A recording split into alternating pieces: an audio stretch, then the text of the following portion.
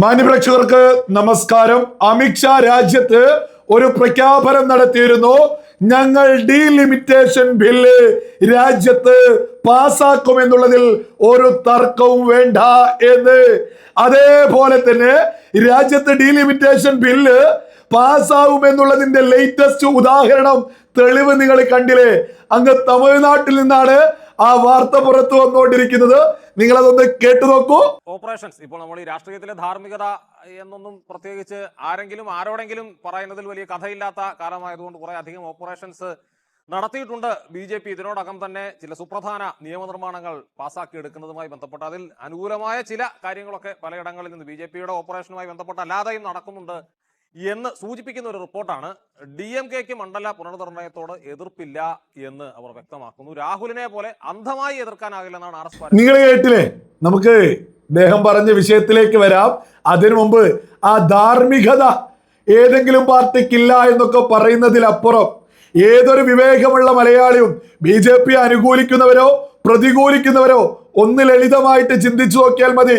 BJP അവർക്കൊപ്പം, NDA അവർക്കൊപ്പം ആരെങ്കിലും കൂട്ടുകയാണെങ്കിൽ വളരെ വ്യക്തമാണ്, അവരുടെ ആശയം ഉയർത്തിപ്പിടിക്കുന്നുണ്ട്. അവർക്ക് കൃത്യമായിട്ടുള്ള ഒരു ധാർമ്മികതയുണ്ട്. അതായത് അവർ എന്താണോ സഭയിൽ മുന്നോട്ട് വെക്കുന്നത്, അവർ മുന്നോട്ട് വെക്കുന്ന ബില്ലിനെയൊക്കെ പിന്തുണക്കുന്നവരെ മാത്രമേ BJP NDA അവർക്കൊപ്പം കൂട്ടാറുള്ളൂ എന്നുള്ളതൊരു യാഥാർത്ഥ്യ. ഈ ധാർമ്മികത എന്നൊരു സാധനം ഒരു അയലത്തുകൂടി പോവാത്തതൊരൊറ്റ പാർട്ടിക്കൊപ്പം, അത് രാജ്യത്തെ കോൺഗ്രസിനൊപ്പമാണ് എന്നുള്ളതൊരു യാഥാർത്ഥ്യമല്ലേ? ലളിതമായിട്ടൊന്ന് ചിന്തിച്ചു നോക്കൂ. ഇപ്പൊ തമിഴ്നാട്ടിൽ നിന്ന് തന്നെ 22 MP-മാർ NDAയുടെ BJPയുടെ ബില്ലിനെ പിന്തുണയ്ക്കുമെന്ന് എന്തുകൊണ്ടാ പരസ്യമായ പ്രഖ്യാപനവുമായിട്ട് രംഗത്തെത്തിയത്? ഉത്തരം വളരെ ലളിതമാണ്. അതായത് കോൺഗ്രസും DMKയും, അതായത് MK സ്റ്റാലിനും രാഹുൽ ഗാന്ധിയൊക്കെ ഒരുമിച്ച് ഇലക്ഷൻ പ്രചരണം നടത്തി. റിസൾട്ട് വന്നു. അതായത് DMK MK സ്റ്റാലിന്റെ ഒക്കെ ഫോട്ടോ ഉയർത്തിപ്പിടിച്ച് കോൺഗ്രസ് അവിടെ കുറച്ച് സീറ്റുകൾ ജയിച്ചു, വിരലിലെണ്ണാവുന്ന സീറ്റ്. എന്നിട്ട് ആ സീറ്റ് പോലും മത്സരിച്ച സമയത്ത് DMKയെ തള്ളിക്കളഞ്ഞുകൊണ്ട് കോൺഗ്രസ് തങ്ങളുടെ എതിരാളിയായിട്ടുള്ള വിജയ്ക്കൊപ്പം പോയതിനെയാണ് ഒരു തരത്തിലും ധാർമ്മികത ഇല്ലായ്മ എന്ന് വിവേകമുള്ള മലയാളികൾ തിരിച്ചറിയേണ്ടത്. അധികാരത്തിന് വേണ്ടി, മന്ത്രിസ്ഥാനത്തിന് വേണ്ടി കോൺഗ്രസ് ഒറ്റയടിക്ക് കരണം മറിഞ്ഞ് ആർക്കൊപ്പം പോയി? MK സ്റ്റാലിന് എതിരാളികളായിട്ടുള്ള വിജയ്ക്കൊപ്പം ഓടി. കോൺഗ്രസിന് ധാർമ്മികതയില്ല എന്ന് നമ്മുടെ മാധ്യമങ്ങൾക്ക് പറയാൻ മടിയായിട്ടാണോ? ഇത് BJPയുടെ നീക്കത്തിലപ്പുറം MK സ്റ്റാലിൻ തങ്ങളുടെ ആത്മാഭിമാനം ഉയർത്തിപ്പിടിച്ചതല്ലേ? കോൺഗ്രസിനൊപ്പം എന്തിനു പോവണം MK സ്റ്റാലിനും കൂട്ടരും? എന്തിനു പോകണം? ലളിതമായ ചോദ്യല്ലേ? തങ്ങളെ വഞ്ചിച്ചിട്ടുള്ള കോൺഗ്രസിനൊപ്പം MK സ്റ്റാലിൻ പോവില്ല.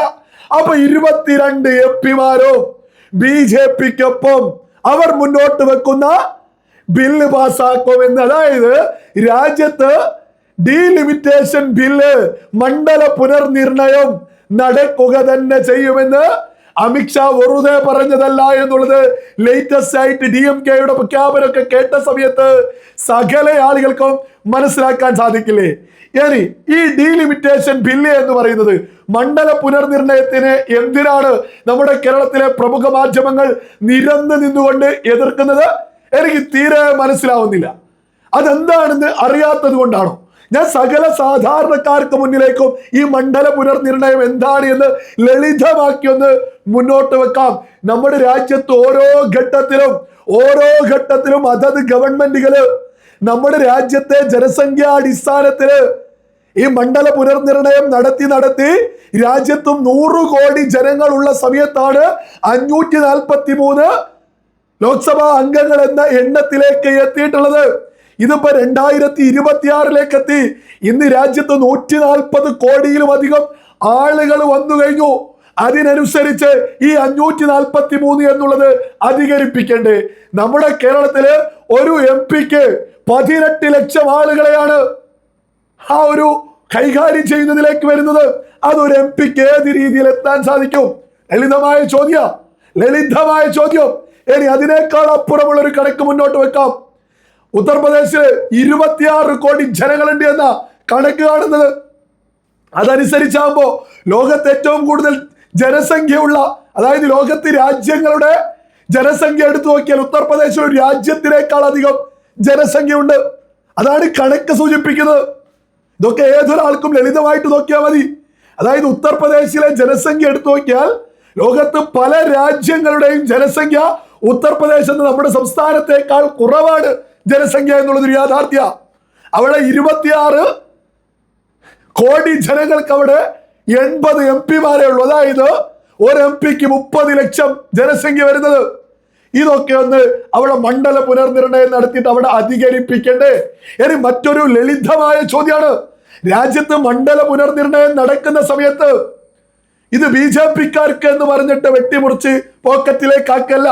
ഓരോ സ്ഥലത്തും കൃത്യമായിട്ട് മണ്ഡല പുനർനിർണയം നടത്തിയിട്ട് അവിടെ ഇലക്ഷൻ നടക്കും. ആ കൃത്യമായിട്ട് സ്ഥലം എല്ലാവർക്കും മനസ്സിലാക്കാൻ സാധിക്കും. കൃത്യമായിട്ട് അവിടെ പോയിട്ട് പ്രചരണം നടത്താം. BJP, കോൺഗ്രസ്, ഇവിടെയുള്ള ഈ പറഞ്ഞ SP, സകല പാർട്ടികൾക്കും അവിടെ മത്സരിക്കാം. അവിടെ മത്സരിക്കുന്നവര് അവിടെ ആ പ്രദേശത്തെ ജനങ്ങള് ഇഷ്ടമുള്ളവർക്കല്ലേ വോട്ട് ചെയ്യൂ? മണ്ഡലം പുനർനിർണയം നടത്തിയ ആളുകൾക്ക് മാത്രമായിട്ട് ആരെങ്കിലും വോട്ട് ചെയ്യൂ? ഇതൊക്കെ ലളിതമായ ചോദ്യ അല്ല.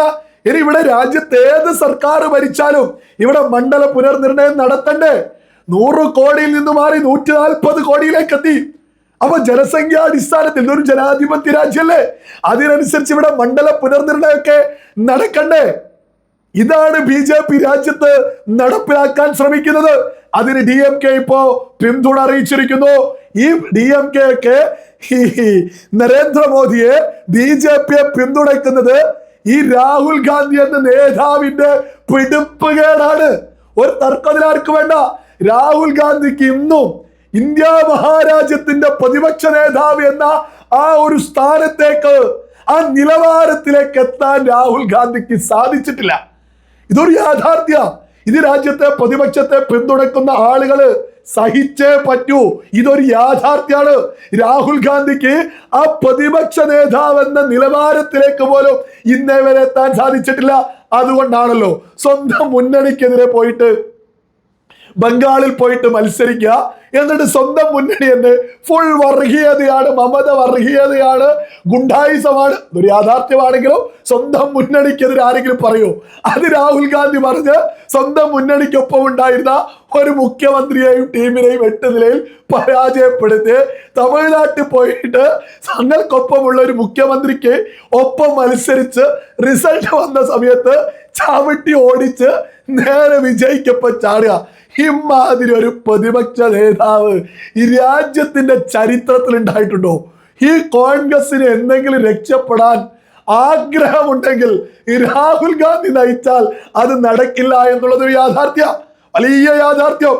മറ്റൊന്ന് പറയാനുള്ളത്, അമിത്ഷാ കൃത്യമായിട്ട് രാജ്യത്ത് ഈ രാഹുൽ ഗാന്ധിയൊക്കെ എന്തൊക്കെ മണ്ടത്തരം ചെയ്യുന്നു, പിടിപ്പുകേടുകൾ കാണിക്കുന്നു, അതൊക്കെ കൃത്യമായിട്ട് ഉപയോഗിക്കാൻ അമിത്ഷാക്കറിയാം. അതുകൊണ്ട് തന്നെയാണ് അമിത്ഷാ കൃത്യമായിട്ട് പറഞ്ഞത്, ഞങ്ങൾ ഇത് നടപ്പിലാക്കും, മണ്ഡല പുനർനിർണയം നടപ്പിലാക്കും, ഒരു തർക്കവും വേണ്ട എന്ന്.